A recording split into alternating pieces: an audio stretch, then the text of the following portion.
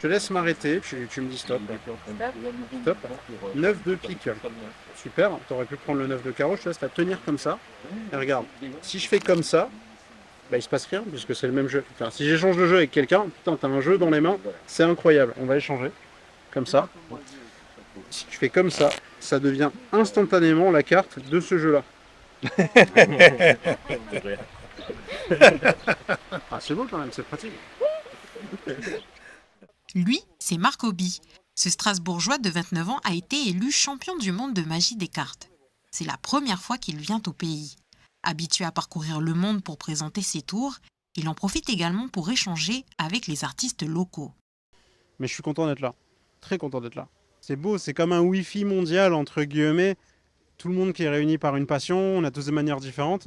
Moi, ce que j'aime dans ce genre d'endroit, c'est peut-être une forme de liberté, parce qu'on est un peu cloîtré dans son pays. Là, je suis en France, on a une manière de penser, donc je pense qu'il risque de m'emporter plus que l'inverse. Ludovic est un magicien du pays.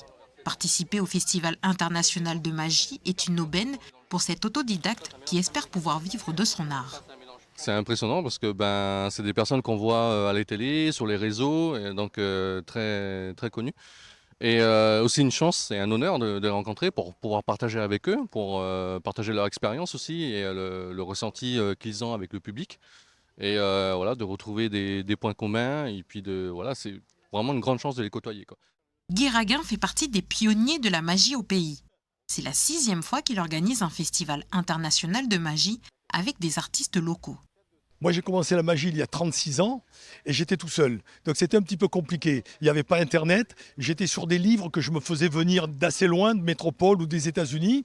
Et j'aurais voulu, à l'époque, avoir ce que moi je propose aux magiciens locaux, c'est-à-dire des professionnels, des gens qui ont travaillé pendant des années, qui ont développé des manipulations, certains secrets de magiciens qu'ils vont dévoiler aux magiciens locaux. Et ça, franchement, ça me fait chaud au cœur de voir des gens, des locaux, des jeunes ou moins jeunes, qui travaillent d'arrache-pied et qui progressent d'année en année grâce aux magiciens que je fais venir.